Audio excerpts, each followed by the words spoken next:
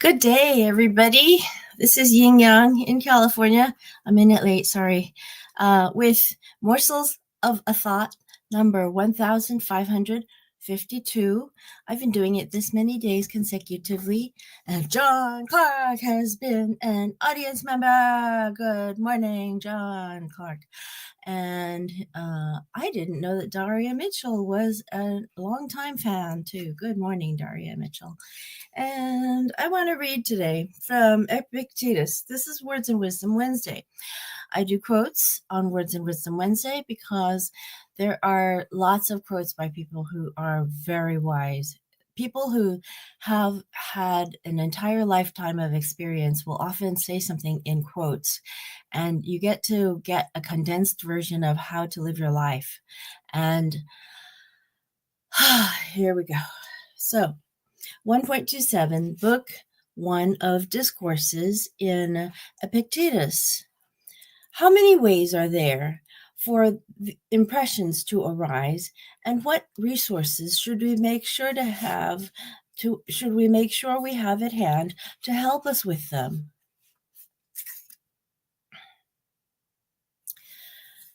One, there are 4 ways in which impressions occur to us. Either things that exist also appear to exist, or they don't exist and don't appear to exist, or they exist and don't appear to exist, or they don't exist and yet appear to exist. Let's read that again. Either things that exist also appear to exist, or they don't exist and don't appear to exist, or they exist and don't appear to exist, or they don't exist and yet appear to exist. So it's like 1, 2, 2, 1, 1, 1, 2, 2. So, number 2. So it's the job of a trained philosopher to avoid error in all these cases, whether it is that's causing us difficulties, whatever it is that's causing us difficulties, we must apply the appropriate remedy. If it's the sophisms of the Pyrrhonists and the academics that are causing us difficulties, we must apply the appropriate remedy to them. If it's the specious plausibility of things, so that some things appear good when they aren't, we must look for the appropriate remedy for that. If it's a habit that's troubling us, we must try to find the appropriate remedy to use against that. So what's the remedy for a habit? The opposite habit. You hear non-philosophers saying, "Oh, I'm really sorry that he died. His father's crushed and so is his mother. He was cut down before his time in a foreign land." Listen to the opposite sentiments. Free yourself from these habitual ones. Counter a habit with the opposite habit. Countering sophisms requires logic, so study and practice logic. To counter the speciousness of things, clear preconceptions are required, polished and ready for use. So clear preconceptions are required. Interesting. Number 7. When death seems bad, the idea we need to have at hand is that it's appropriate for us to avoid things that are bad. But death is unavoidable. After all, what shall I do? Where shall I run to escape it? I suppose that I'm Sarpedon, the son of Zeus, so that I may echo his noble words. When I left home, my intention was either to distinguish myself in battle or to enable someone else to do so. If I can't achieve any kind of success myself, I won't resent it if someone else performs nobly. Even if such greatness of mind is beyond us, the idea I mentioned before is available to us, isn't it? Indeed, where shall I run to escape death? Show me the country, show me the people I could go to who are beyond the reach of death. Show me a charm against it. Since I have no such charm, please tell me what to do. I can't avoid death, but might I not avoid being frightened by it? Am I bound to die grieving and trembling with fear? The point is that the root cause of passion is wanting something and not getting it. That's why if I'm able to alter my external circumstances to suit my wishes, I do so. And if I can't, I'm ready to gouge out the eyes of the person who is obstructing me. Ooh. It's because it's human nature to find it unbearable to be deprived of something good or to experience something bad. And then the upshot is that when I'm unable to alter my circumstances or blind someone for obstructing me, I sit and moan and curse anyone I can, Zeus and the rest of the gods, because if they don't care for me, that damn them. All right, but that attitude will make you impious. So will I be any worse than I am now? It's a general principle worth remembering that unless piety and self-interest coincide in a person, piety is unsustainable. A compelling argument, don't you think? Number 15. Purists and academics can come and offer battle all they want. For my part, I don't have time for their nonsense, and I refuse to act as advocate for normality. Even if I were engaged in a lawsuit for a plot of land, I'd have asked someone else to plead my cause. What will satisfy me then in this context? How does perception occur? Does it involve the whole body or only a part? I may not know how to defend one position or the other, though both views trouble me, but I'm perfectly sure that you and I are not one and the same person. How can I be so certain? Because when I want to swallow a bit of food, I never take it but here. And when I want bread, I never grab a broom, but I always head straight for the bread, as an arrow goes straight for the target. What about you people who deny the evidence of the senses? Don't you do the same? Which of you goes to a mill when he intends to go to a bathhouse? But then shouldn't we do our best to stay true to our position, to defend normality and ward off arguments that contradict it? Is anyone disputing that? But only someone who has the time and the ability should engage in such debates. Anyone who's timid and troubled has a weak heart should devote his time to something else. Number 1.28 in Discourses, Book 1. That we ought not to get angry with people and what is trivial or important in human life. That we ought not to get angry with people and what is trivial or important in human life. Under what circumstances do we assent to something? When it appears to be the case.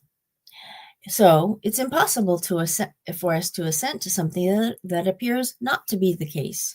Why? Because it's the nature of the mind to assent to truths, to find falsehoods unacceptable, and to suspend judgment in certain cases. Is this demonstrable? Accept the impression that it's now nighttime. I can't. His listener says. Refuse to accept the impression that it's daytime. Listener says, I can't. Accept or refuse to accept the impression that the stars are even in number. I can't. So whenever someone assents to a falsehood, you can be sure that it's not the falsehood to which he wished to assent, for no soul, as Plato says, is willingly deprived of the truth, but that he judged something false to be true. All right, now in the sphere of action, what is it that corresponds to truth and falsehood in the realm of belief? Appropriateness and inappropriateness, advantage and disadvantage, right for me and wrong for me, and so on and so forth? So it is impossible to think an action personally advantageous but still choose not to do it? Yes. What about the woman who says, okay, so it is impossible to think an action personally advantageous but still not to do it? Yes, I don't think so. For what about the woman who says, I recognize what I plan to do is evil, but my counsels are ruled by anger? That's just the point. She thinks it's more advantageous for her to gratify her anger and punish her husband than to keep her children safe. I think they're talking about the one who kills her children. Yes, but she's wrong. Make her fully aware of her mistake and she won't act on it, but until you point it out to her, what can guide her except the impression of what's best for her? Nothing. So why are you angry with her? The poor thing has gone astray in matters of supreme importance and has changed into a viper instead of a human being. Doesn't she more deserve pity then, if that's the case? Just as we pity the blind and the lame, shouldn't we pity those who have been blinded and crippled where matters of supreme importance are concerned? So, whoever bears clearly in mind the fact that every action anyone takes is determined by an impression, and impressions, moreover, may be right or wrong, if they're right, he's blameless, and if they're wrong, he pays the penalty himself, since there's no way in which one person makes a mistake and the other is harmed by it. Such a person won't get angry with anyone, won't be irritated by anyone, won't curse anyone, won't blame anyone, won't hate anyone, and won't be offended by anyone. Number 11. So, even great and fearful deeds stem from impressions? 12.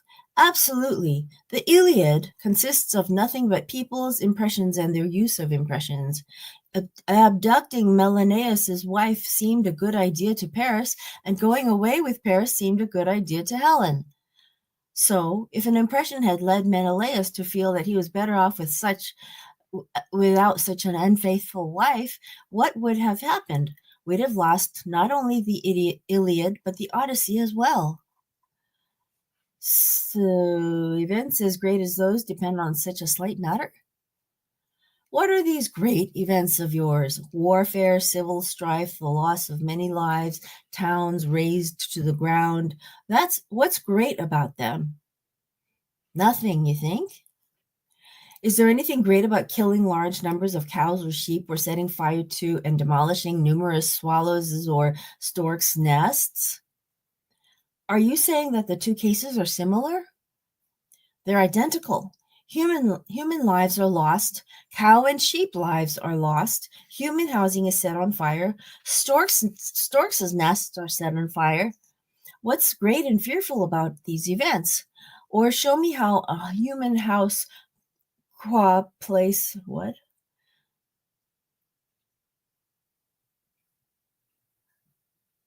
I think he means, or show me how a human house QUA, and then the next word is place. So I think it means qua plaque, probably, but they didn't do the italicization. Or show me how a human house of habitation differs from a stork's nest. The only difference is that humans build their houses out of timbers, tiles, and bricks, and storks out of sticks and mud. So you're assimilating storks and human beings? Of course. In everything that relates to their bodies, they're identical. You're saying that there's no difference between a human being and a stork? Of course there is, but not in that respect. How do they differ then? A little investigation will show you that the difference lies elsewhere. What makes the difference not be that a human being understands what he's doing and is socially minded, trustworthy, self-respecting, honest, and intelligent? So where do we find what's important in human life? Where is what's bad and good for us to be found? Precisely where humans differ from storks. If this part of us is kept safe, if it remains well defended, and if a person's self-respect, trustworthiness, and intelligence aren't destroyed, then he's kept safe as well. But if any of these qualities is destroyed, if this Troy is besieged into submission, then he too is destroyed. That's where what's important in human life is to be found. Did Paris's great failure occur when the Greeks arrived? When they put Troy under siege? When his brothers were killed? Not at all. No one is ever responsible for another person's failure. No, that was just Stork's nest being destroyed. He failed when he lost his self-respect, his trustworthiness, his respect for the laws of hospitality, his decency. And what about Achilles? When did he fail? When Patroclus died? Hardly. It was when he lost his temper, when he shed tears over a mere girl, when he forgot that he wasn't there to acquire concubines, but to make war. It's when right judgments are eliminated, when they are destroyed, that people fail, that they are under siege, that they are razed to the ground. Are you saying that if it isn't bad for women to be taken for enslavement, for children to be made captives, and for the men themselves to be slaughtered? What's your reason for adding this judgment? Tell me. No, what's your reason for denying that these things are bad? Let's turn to our standards for an answer. Refer to your preconceptions. Now you can see why I find it impossible to express enough astonishment at the way people behave. When we want to assess the weight of something, we don't do so at random. When we want to decide whether something is straight or warped, we don't do so at random. To generalize, when it's important for us to know a relevant truth, none of us ever does anything at random.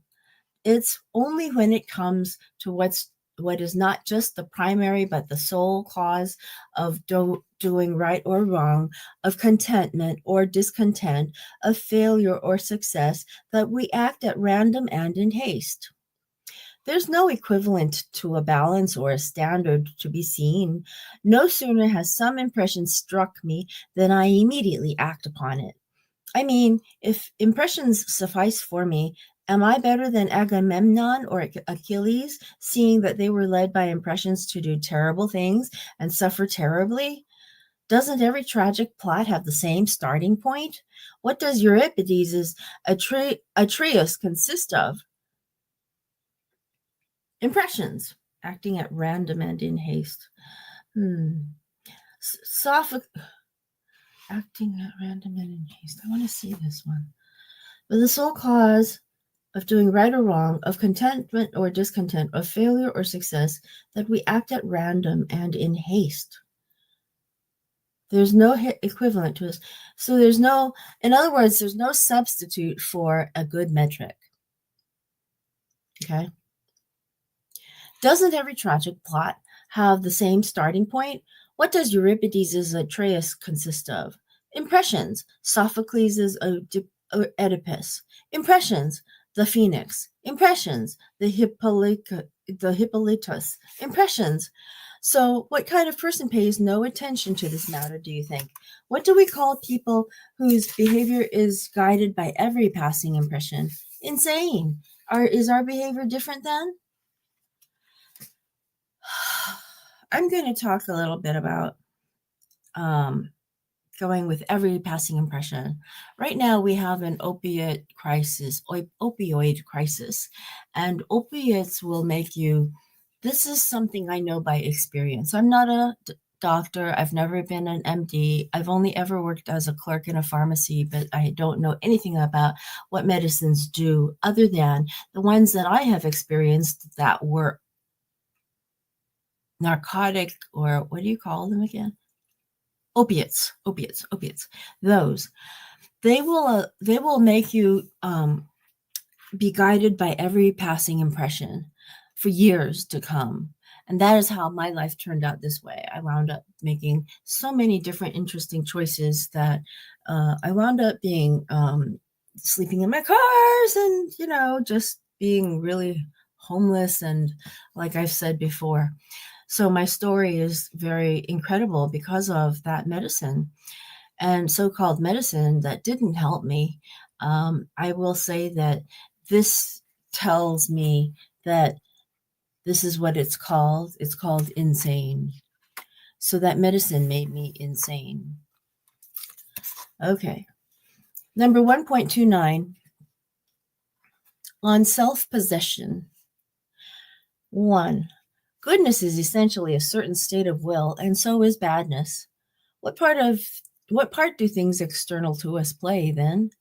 They are the materialism which will works, and it will get what is good for itself or what is bad, depending on how it deals with them. Under what circumstances will the outcome be good for it? if it doesn't count for the materials as important. Will is good if we judge materials correctly, and bad if we judge them in a warped or distorted fashion. This is a law established by God, and He says, if you want something good, get it from yourself. But you say, no, get it from someone else. Wrong. Get it from yourself. So, suppose a tyrant threatens me and summons me to his presence. What am I threatened with? I ask. If he says, I'll clap you in irons, I say, he's threatening my hands and feet. If he says, I'll cut off your head, I'll say, he's threatening my neck. If he says, I'll throw you in prison, I say, now it's my whole body. And I give the same response if he threatens me with banishment. So he doesn't actually threaten you at all? Yes, that's right. As long as I feel that these things are nothing to me, but if any of those prospects makes me afraid, then he threatens me. So what would make me fear anyone? Over what would he have to control to make me fear him? Over things that are up to me? They're not subject to anyone else's control. Over things that aren't up to me? And what concern are they of mine? So are you philosophers telling us to hold kings in contempt? Far from it. Does any philosopher tell you to dispute the claim of kings to the things over which they have authority? Take my body, take my property, take my reputation, take my family and friends. If I try to convince anyone to dispute a monarch's claim to these things, I'd really be liable to be indicted. Yes, but I want to control your judgments too. Who gave you that power? How can you prevail over another person's judgment? By making him feel fear. You fail to realize that a person's faculty of judgment prevails over itself and can't be defeated by anyone else. And nothing can prevail over will either except itself. That's why there's no law of God's more powerful and fair. That's why there's no law of God's more powerful and fair than this one. What is superior shall always prevail over what is inferior. 10 men are superior to 1. For what? For clapping someone in irons, killing him, dragging him off wherever they like, taking his property? So 10 men can prevail over 1 in the respect in which they are superior. Well, in what respect are they inferior? If their victim has true judgments while they don't, can they prevail over him in this respect? Of course not. If you and I are weighed in a balance, the heavier one is bound to draw down the scale, isn't he? But wasn't that how Socrates came to be treated as he was by the Athenians? Slave? Why say Socrates? State the facts as they are. That was how Socrates' body came to be arrested and hauled off to prison by those who were physically stronger. That was how his body came to be given hemlock to drink. That was how his body came to breathe its last. Does this strike you as remarkable, as unjust? Is it for this that you rail at God? Well, did Socrates get nothing in exchange for them? What to his mind was the essence of goodness? Should we listen to you or to him? And what does he say? Anytus and Miletus can kill me, but they cannot harm me. And if this is what God wants, so be it. That was interesting. We're on page 133 of edited and translated by Robin Waterfield, the Epictetus, the Complete Works, Handbook, Discourses, and Fragments. And this is an interesting day. I have used my laptop, and I'm planning to send it in because let's say some cats were involved, and it's in a couple of pieces right now. And I was only able to use this one big piece, so okay. All right, I will talk to you again later, and we will see if I can get my hand into the screen. Okay. Old Kinderheck.